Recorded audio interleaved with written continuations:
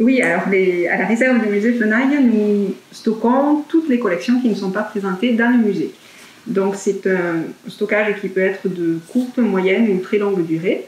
Donc il est important de bien le soigner.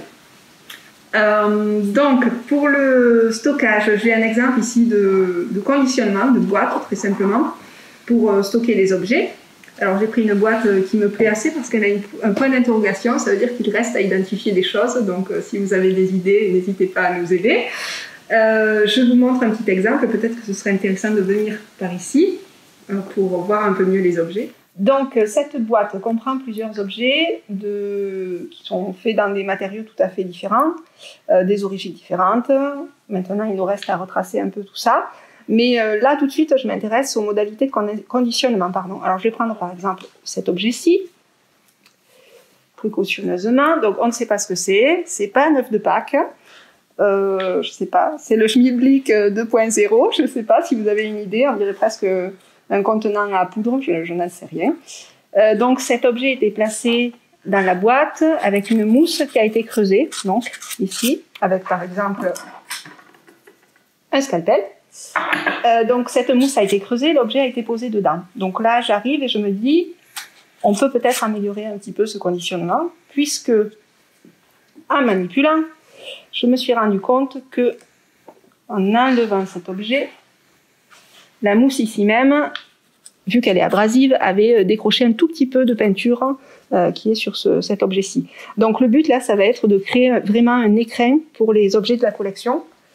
Alors cet écrin, on va utiliser pour le réaliser un matériau qui s'appelle du Tyvek, qui est un matériau de conservation pour les musées, qui est neutre et qui est tout à fait lisse, sauf un côté qui est un tout petit peu plus granuleux, mais on choisit le bon côté et on va en fait tout simplement parer cet espace avec ce matériau. Et ensuite, on reviendra loger l'objet dans son emplacement, voilà, pour pas qu'il soit abîmé. Alors là, j'ai un exemple d'un conditionnement qui a été amélioré, on va dire, rapidement, mais amélioré quand même. Le point d'amélioration, c'est tout simplement qu'on a placé donc un morceau de Tyvek, ce matériau dont je parlais, dans le creux, dans l'espace prévu pour l'objet. Une goulotte a été créée au scalpel autour de l'emplacement, et donc on vient insérer le Tyvek dans cette goulotte, comme ça, voilà, ça réalise un petit écrin.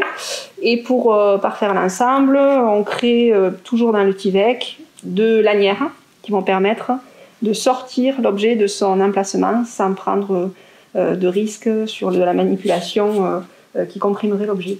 Je vous montre l'objet en question que j'aime beaucoup, qui est très fin.